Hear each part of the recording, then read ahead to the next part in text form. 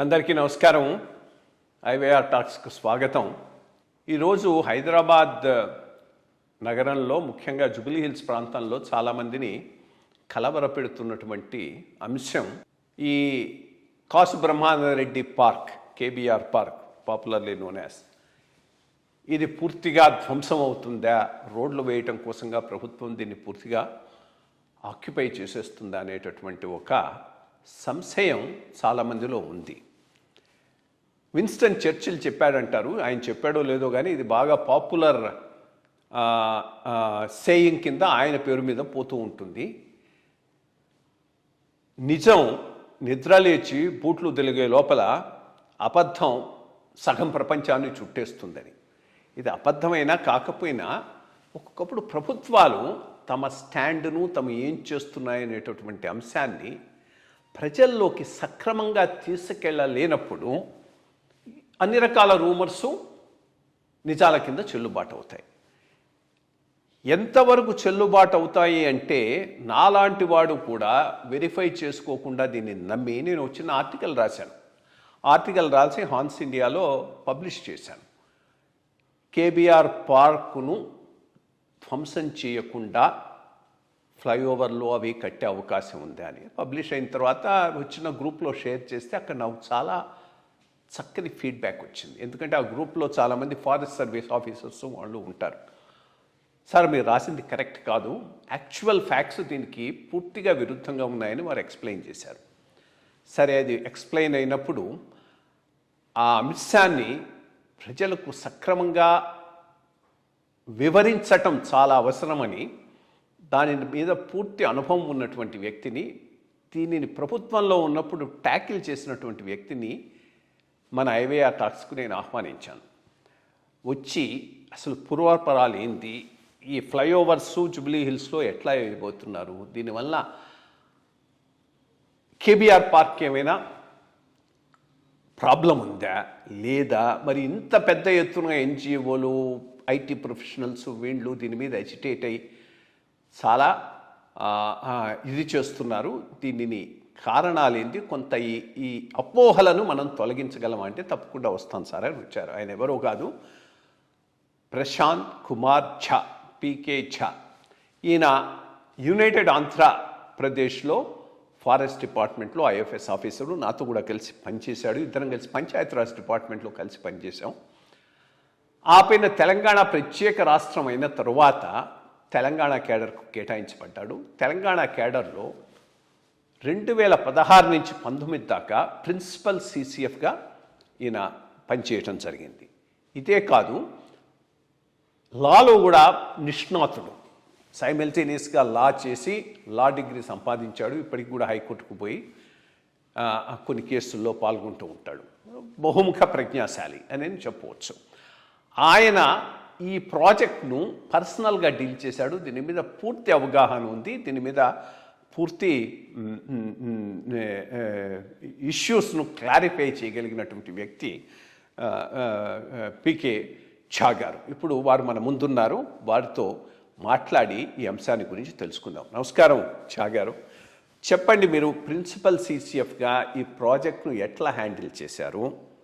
ఈ ప్రాజెక్టు వలన ఏది కొంత ఇబ్బంది కలగవచ్చు, కేబీఆర్ పార్క్ ఏమైనా దీనివల్ల ఇబ్బంది ఉందా, లేకపోతే ప్రజల్లో ఈ అపోహలు రావడానికి కారణం ఏంటి? ఈ ప్రాజెక్ట్కి కేబీఆర్ పార్క్తో ఎలాంటి సంబంధం లేవు. ఫస్ట్ క్లారిఫికేషన్ మనం ఇవ్వాల్సింది. తర్వాత దీనిపైన చాలా డిస్కషన్ జరుగుతుంది. ఇది ఫ్లైఓవర్ అవసరం ఉందా, చెట్లు కొట్టాల్సింది అవసరం ఉందా, అన్నీ వస్తుంది. నేను ఒక సింపుల్ ఎగ్జాంపుల్ ఇస్తాను సార్. సపోజ్ ఎవరన్నా మన పొల్యూషన్ మీరు అర్బన్ ఏరియాలో చూస్తే పెరుగుతూనే ఉన్నాయి. ఇది జస్ట్ మనకి క్యాన్సర్ రకంగా ఉంటుంది. క్యాన్సర్ అనేది తగదు, పెంచుతున్నాయి. క్యాన్సర్ అయితే మన డాక్టర్ దగ్గర పోతే వాళ్ళు ఐడెంటిఫై చేసిన తర్వాత ఏదో వాళ్ళు కీమోథెరపీ లేకుండా రేడియేషన్ ఏదో చేస్తారు. మన కీమోథెరపీ చేసే అప్పుడు లేకుండా హై డోస్ ఆఫ్ రేడియేషన్ ఇచ్చేప్పుడు కొన్ని రియాక్షన్ వస్తుంది, హెయిర్ అండ్ ఆల్ దట్ పోతుంది. కానీ లాంగ్ రన్లో మనకి మేలు అవుతుంది. ఇది కూడా సేమ్. ఈ పార్క్ చూస్తే పార్క్ 94లో మన ఫారెస్ట్ డిపార్ట్మెంట్ అధీనంలో వచ్చింది. ఫస్ట్ మనం ఈ పార్క్కి ప్రొటెక్టెడ్ ఫారెస్ట్గా మనం నోటిఫై చేసినాము 94లో. అప్పుడు జూబ్లీ హిల్స్ బ్లాక్ చెప్పి పేరు ఇచ్చింది.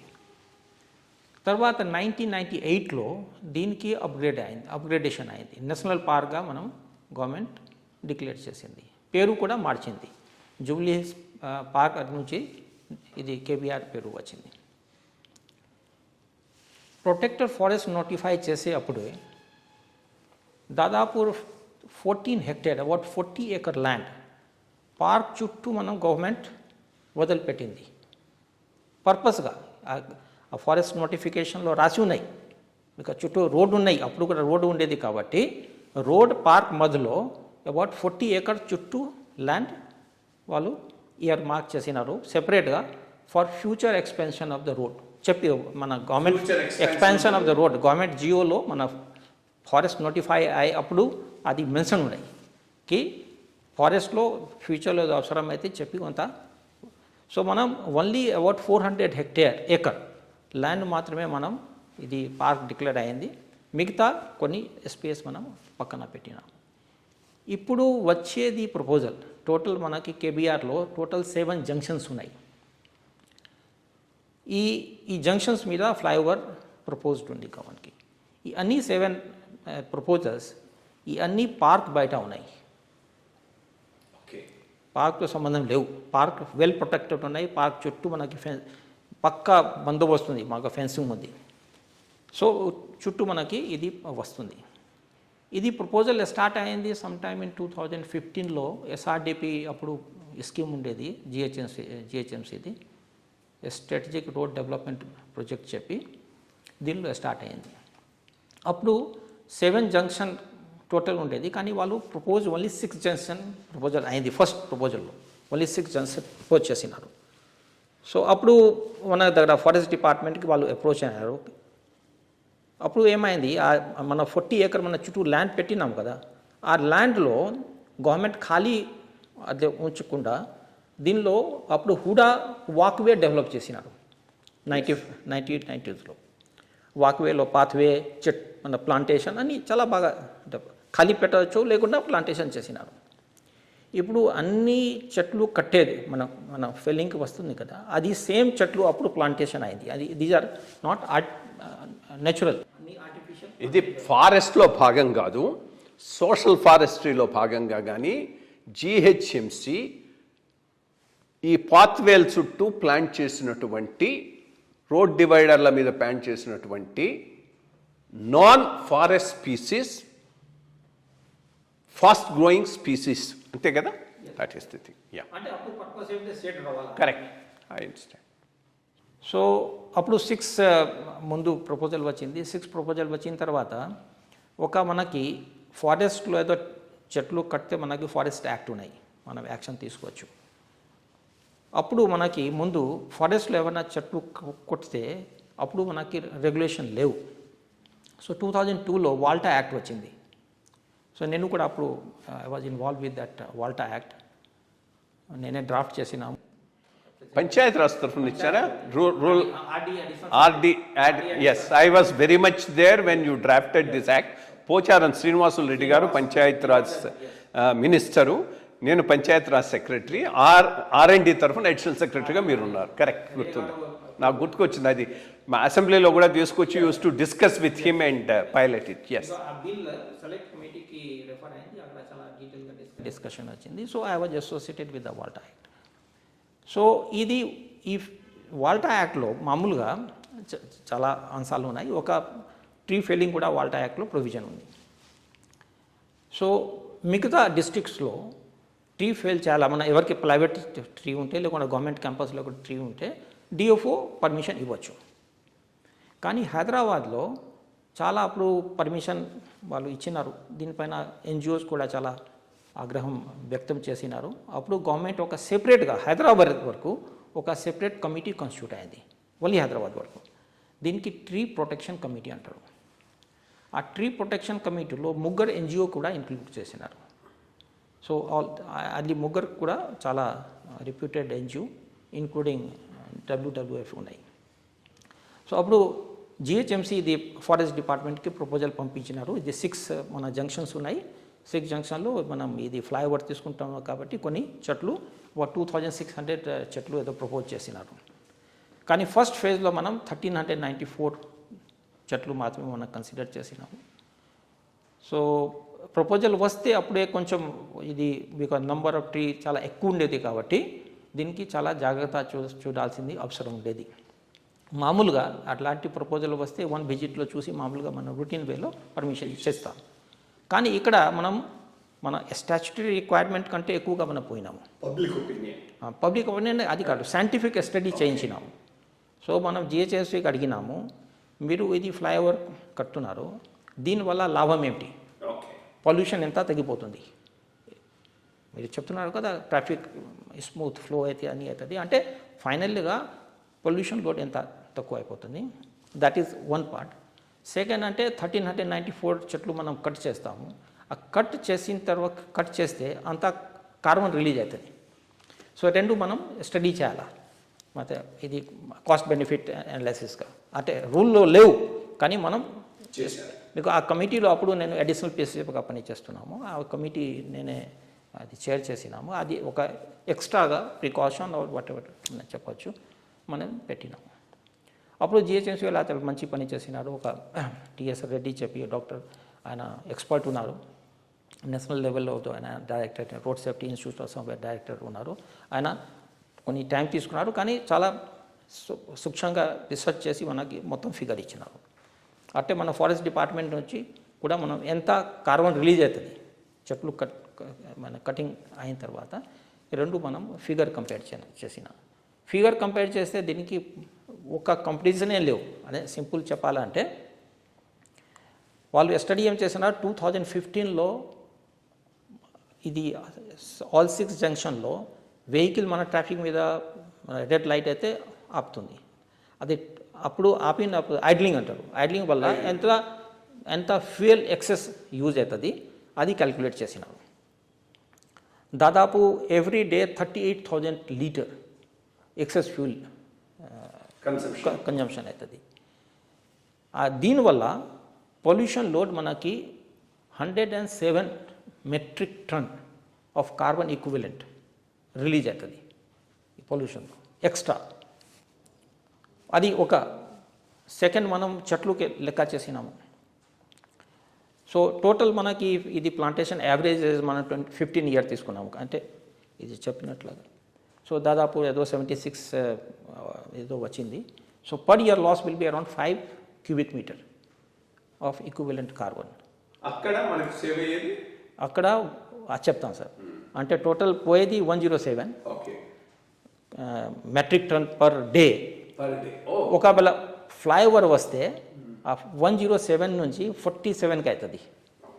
సో ఆల్మోస్ట్ 55% రిడక్షన్ డే 1 నుంచే స్టార్ట్ అవుతుంది. ఆ ప్రొజెక్షన్ వాళ్ళు అప్ టు 2035 వరకు ఇచ్చినారు. సో 2035 వరకు సపోజ్ మనం ఫ్లైఓవర్ తీసుకోలే ఏదో కారణం వల్ల ఇది 107 మెట్రిక్ టన్ పర్ డే అది పెంచి 429కి పోతుంది. ఒకవేళ మనం ఫ్లైఓవర్ కడితే అది తగ్గిపోతుంది 129. అంటే 55% డే 1కి రిడక్షన్ అవుతుంది పొల్యూషన్ లెవెల్లో.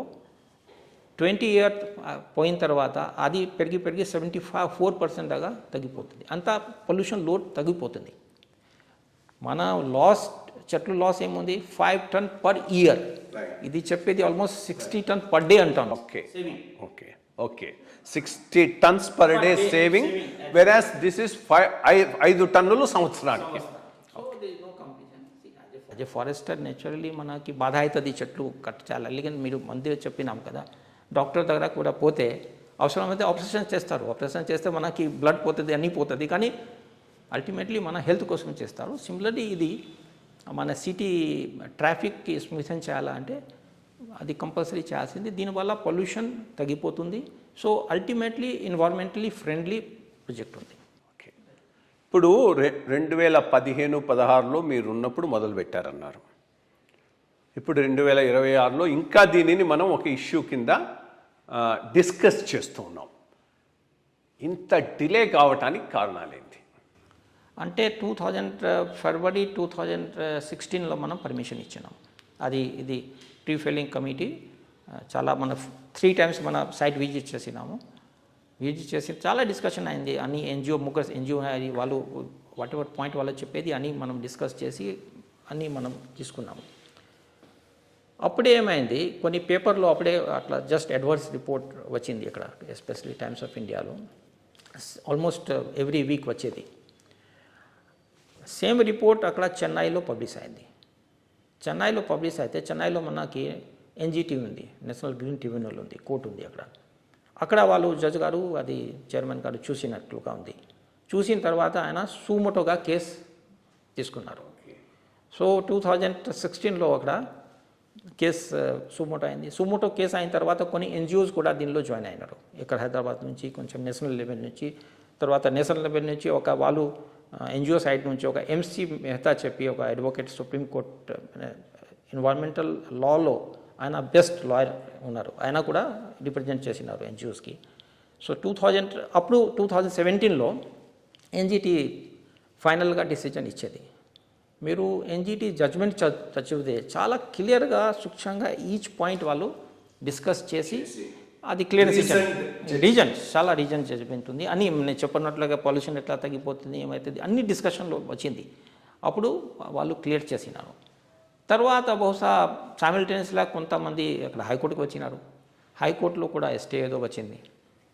సో ఇప్పుడు స్టేజ్ ఏముంది తెలియదు, కానీ ఎక్కడ కూడా స్టే వచ్చింది. సో ఇది కోర్ట్ లిటిగేషన్ వల్ల బహుశా ఇది పోతూ ఉన్నది. కొంత ఈ అపోహల మీద ఆధారపడిన పబ్లిక్ యాక్టివిజం కొంతవరకు దీనిని పోస్ట్పోన్ చేసిందని అనుకోవాలి. దీన్ని బట్టి అది that could be one wrong impression. Even NGT judgement మీరు చదివితే అది ఫస్ట్ పాయింట్ వాళ్ళు 3-4 పాయింట్ ఎగ్జామిన్ చేసినారు. దీంతో కేవీఆర్కి సంబంధం ఉందా లేదు, దట్ వాజ్ ఫస్ట్ పాయింట్. అది క్లియర్గా జడ్జ్మెంట్లో రాసినారు, కేవీఆర్తో సంబంధం లేవు అంటే ఎవరన్నా మనకి నేషనల్ పార్క్లో ట్రీ ఫెల్లింగ్ అయితే రెగ్యులేషన్ ఉన్నాయి. ఫారెస్ట్ యాక్ట్ అవుతుంది, ఫారెస్ట్ కన్జర్వేషన్ యాక్ట్ ఉంది, వైల్డ్ లైఫ్ యాక్ట్ ఉంది. నేషనల్ పార్క్ చుట్టూగా ఈకో సెన్సిటివ్ జోన్ కూడా ఉంటుంది. ఇక్కడ ఈ అన్ని చెట్లు మనం ప్రపోజ్ చేసేది నేషనల్ పార్క్లో లేవు, దీనికి చుట్టూ ఒక ఈకో సెన్సిటివ్ జోన్ కూడా డిక్లేర్ అయింది, దీనిలో కూడా లేవు. That is most important. Echo sensitive జోన్లో ఏవైనా ఫెల్లింగ్లు జరగవచ్చా దీనివల్ల? కొంతవరకు అవుతుంది అనుకుంటాను, లేదా? దట్ ఈస్ ఆల్సో నాట్ ఎంత ఎంత ఎంత మన కమిటీలో డిస్కస్ అయితే అప్పుడే మన ప్రికాషన్ తీసుకున్నాము, ఆ కండిషన్ పెట్టుకున్నాము జిహెచ్ఎంసీ మీద. మీరు అప్పుడు ప్రపోజల్ స్టేజ్లో ఉండేది, ప్రపోజ్డ్ వీటిలో మీరు రాకూడదు, that is number 1. Number 2 condition మనం ఏమే పెట్టినాము, బికాజ్ చుట్టూ ఆల్రెడీ వాక్వే ఉంది హెచ్ఎండిది, వాక్వే కూడా డిస్టర్బ్ కాకుండా, బ్రేక్ కాకుండా, వీడ్స్ తగ్గిపోతుంది పర్వాలే, కానీ వాక్వే కంటిన్యూ కావాలా చెప్పి ఈ 2 కండిషన్ పెట్టి walkway continues, eco sensitive zone continues, maybe a reduced thing, అది కూడా కాదా? నోటిఫికేషన్ గవర్నమెంట్ ఆఫ్ ఇండియా మనం పంపించినాము. ఎకో సెన్సిటివ్ జోన్ అంటే వాళ్ళు ఆల్రెడీ 3 మీటర్ నుంచి 29 మీటర్ వరకు డిక్లేర్ చేసేది, depending upon the with uniform లేవు. సపోజ్ మీరు ఈ సైడ్లో చూస్తే సార్, మన మంత్రి డెవలపర్స్ ఉన్న చోట ఇది మన జగన్నాథ్ టెంపుల్ ఉంది కదా, ఆ కార్నర్లో విడ్త్ మళ్ళీ 3 మీటర్ ఉంది. మీరు ఆ సైడ్లో మెయిన్ రోడ్లో పోతే రోడ్ నెంబర్ 2లో కొన్ని చోట ఈవెన్ 35-40 మీటర్ కూడా ఉన్నాయి. సో యూనిఫామ్గా కాదు. సో మనము ఈ అలైన్మెంట్ చూసి ఇది ఈకో సెన్సిటివ్ జోన్ కూడా అట్లే ప్రపోజ్ చేసినాము. ఇది ఫెయిలింగ్స్ మన ఈకో సెన్సిటివ్ జోన్కి రాదు. తర్వాత ఈ వాక్వే ఉంది కదా చుట్టూ, అది కూడా ఇంటాక్ట్ ఉంటుంది. విడ్త్ తగ్గుతుంది, కొంచెం వాక్వే ఇంటాక్ట్ ఉంటుంది. మోస్ట్లీ రోడ్ డివైడర్స్ మీద వేసున్నటువంటి ప్లాంటేషన్స్ కొంత పోవచ్చు, కొన్ని వీడ్త్ తగ్గిపోతుంది, కానీ వాక్వే ఇంటాక్ట్ ఉంటుంది. ఫెయిలింగ్ ఉంటుంది, కొంచెం వీడ్త్ తగ్గిపోతుంది. సో అది కూడా చూస్తే అప్పుడు మనం చెప్పినాక 13.8 దాదాపు 40 ఏకర్ మనం ఇయర్ మార్క్ చేసినాము వైడనింగ్కి. దీనిలో ఓన్లీ 3 హెక్టర్ పోతుంది. ఇప్పుడు 3 హెక్టర్ అంటే 1.5 ఏకర్ ఇది ఫ్లైఓవర్ వల్ల. So out of 40 acre 3 okay, out of the echo sensitive zone of 40 acres. అన్నాను సార్. అప్పుడు ఫస్ట్ నేను చెప్పినా కదా, మీరు Okay, నోటిఫై road కోసం. రోడ్ నోటిఫై అయితే రిజర్వ్ ఫారెస్ట్ నోటిఫై అయితే అప్పుడే మనం 40 దాంట్లో 3 acres పోతుంది. లో 3.5 అబౌట్ 7.5 acre మనకి పోతుంది. సో ఇదండి ఈ కేబీఆర్ పార్క్ మీద జరుగుతూ ఉన్నటువంటి రోజు ఏమనాలంటే యాక్టివిజం మంచిదే. యాక్టివిజం బేస్డ్ అపాన్ ఫ్యాక్ట్స్, నిజాల మీద నిలబడే యాక్టివిజం అయితే మంచిది. కానీ అపోహల మీద బేస్ చేసుకొని ముందుకు పోయేటటువంటి యాక్టివిజం అభివృద్ధికి అడ్డోపడుతుంది. నేను ఈ ఈ ఈ సరైనటువంటి ఇన్ఫర్మేషన్ షేరింగ్ గవర్నమెంట్ నుంచి లేదు కాబట్టి ఈ 400 ఎకరాల కేబీఆర్ పార్కు దెబ్బతింటుందనేటటువంటి భావనలో నేను వ్యాసం కూడా రాశాను. ఓన్లీ అది క్లారిఫై అయిన తర్వాతే నాకు దాని గురించి తెలిసింది. యాక్చువల్గా ఈ 400 ఎకరాల కేబీఆర్ పార్కు అట్లా ఉండటానికి ఒక పెద్ద చరిత్ర ఉన్నది. ఇది ఈ నిజాం దగ్గర నుంచి అర్బన్ ల్యాండ్ సీలింగ్ ల్యాండ్ లాగా గవర్నమెంట్కి వచ్చే టైంకు నేదులమల్లి జనార్దన్ రెడ్డి గారు ముఖ్యమంత్రిగా ఉన్నారు, కె మాధవరావు గారు చీఫ్ సెక్రటరీగా ఉన్నారు. చాలా పెద్ద ప్రెషరు నేదులమల్లి జనార్దన్ రెడ్డి గారి మీద బిల్డప్ అయింది ఆ రోజుల్లో. దీనిని రియల్ ఎస్టేట్ వాళ్ళకి ఇవ్వాలనేటటువంటిది ఒక ప్రెషరు. రెండో ప్రెషరు ఎమ్మెల్యే కాలనీ పెట్టాలనేటటువంటి ఒక ప్రెషరు. 2 ప్రెషర్లు ఆ రోజుల్లో గట్టిగా పనిచేశాయి. సరే, దానికి ఆ రోజు పోయి చూచిన మనమని ఫైనాన్స్ మినిస్టర్ కె రోసయ్య గారు చెప్తే ఆయన విజిట్ చేసి వచ్చి లేదు ఇది ఇట్లాగే కంటిన్యూ చేయటం మొత్తం అని అంటాం. దానికి ఆయన ఒప్పుకొని ఈ ప్రెషర్స్ని తట్టుకొని, ఇన్ఫ్యాక్ట్ అప్పుడు ప్రణబ్ ముఖర్జీ గారు నాకు తెలిసి ఫైనాన్స్ మినిస్టర్గా గవర్నమెంట్ ఆఫ్ ఇండియాలో ఉండేవాడు, దానిని ఒక ఎక్స్క్లూసివ్ జోన్ కింద ఉంచేశాడు.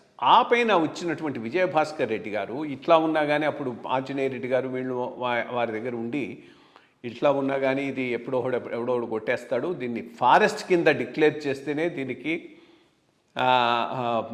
భవిష్యత్తులో ఎవరు టచ్ చేయరని ఫారెస్ట్ కింద, నేషనల్ పార్క్ కింద దీన్ని డిక్లేర్ చేయటం జరిగింది. సో ఈరోజు జరుగుతున్నటువంటి ఈ కార్యక్రమం దీని చుట్టూ జరుగుతున్నదే కానీ దీని లోపలికి రాదు. ఈ 400 ఎకరాల కేబీఆర్ పార్క్ ఎట్లా ఉందో అట్లాగే ఉంటుంది. దీని చుట్టూ ఉన్న ఎకో సెన్సిటివ్ జోన్ కూడా అట్లాగే ఉంటుంది. దాని పక్కన ఉన్నటువంటి రన్వే, బేసిక్గా రన్వే అవుట్ సైడ్ 40 ఎకరాలను రన్వే కింద ఇస్తే దాంట్లో 4 ఎకరాలు పోతుంది. బట్ ఇచ్చేటప్పుడే ఇది రోడ్ వైడనింగ్ కోసంగా అవసరం ఉంటే వాడుకోవచ్చు అనే ఉద్దేశంతోనే జివో ఇచ్చారని చెప్తూ ఉన్నారు. సో ఇవి ఫ్యాక్ట్స్. మొత్తం కేబీఆర్ పార్క్ని అంతా కొట్టేస్తున్నారు, దాని మీద నుంచి ఫ్లైఓవర్లు వచ్చేస్తాయి, దీనివల్ల మొత్తం అంతా ఈ లంగ్ స్పేస్ పోతుంది అనేటటువంటిది భావన ఒకటి. మరి extra activism of the press, because ప్రెస్లో కూడా మళ్ళా డ్యూటీ ఫ్యాక్ట్స్ని తెలియజేయటం, దాన్ని ఒక సెన్సేషనలైజ్ చేయటం అనుకుంటే then we go nowhere. And దానివల్ల ప్రాబ్లమ్స్ వస్తున్నాయి. మొన్న నేను వస్తూ ఉన్నా కానీ అక్కడంతా క్యాండిల్ విజిల్స్, ఐటీ వాళ్ళందరూ అక్కడ నిలబడటం ఇది చూసి ఈ ఇష్యూను సరిగ్గా ఎక్స్ప్లెయిన్ చేసుకోలేకపోబట్టి ప్రభుత్వం కొంత బ్యాక్లాష్ను ఈ ఇష్యూ మీద చేస్తుంది. ఐ హోప్ ప్రభుత్వం కూడా ప్రోయాక్టివ్గా దీన్ని ఎక్స్ప్లెయిన్ చేసి ప్రజల ముందుకు తీసుకపోతే ప్రాబ్లమ్స్ లేకుండా త్వరగా ఈ ఫ్లైఓవర్ వర్క్ జూబ్లీ హిల్స్లో పూర్తి చేయొచ్చు.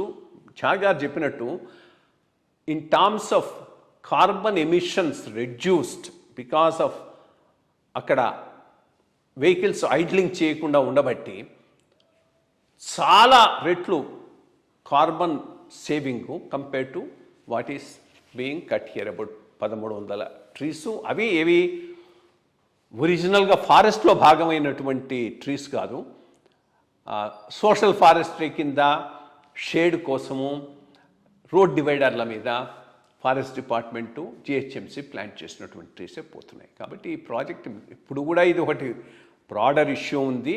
పర్యావరణం, అభివృద్ధి, ఈ రెండిటికి ఒక సమతౌల్యం పెట్టుకొని ముందుకు పోవాల్సినటువంటి అవసరం ఉన్నది. ఏ పర్యావరణం ఎంతవరకు మనం సాక్రిఫైస్ చేస్తున్నాం, దానివల్ల బెనిఫిట్స్ ఏంటి, ఇవి దాన్ని అవుట్వే చేస్తాయా అనేటటువంటి దాని మీదే డెసిషన్ జరగాలి. ఈ కేసులో ఏ రకంగా చూసినా benefits outweigh the cost. Only thing is ప్రచారం మాత్రం సరిగ్గా జరగటం లేదు. Thank you. ఈ ఇష్యూను క్లారిఫై చేయడం కోసంగా వారిని అడిగిన వెంటనే వచ్చి ఎక్స్పర్ట్ అడ్వైస్ ఇచ్చినందుకు పీకే ఝా గారికి నా నమస్కారం.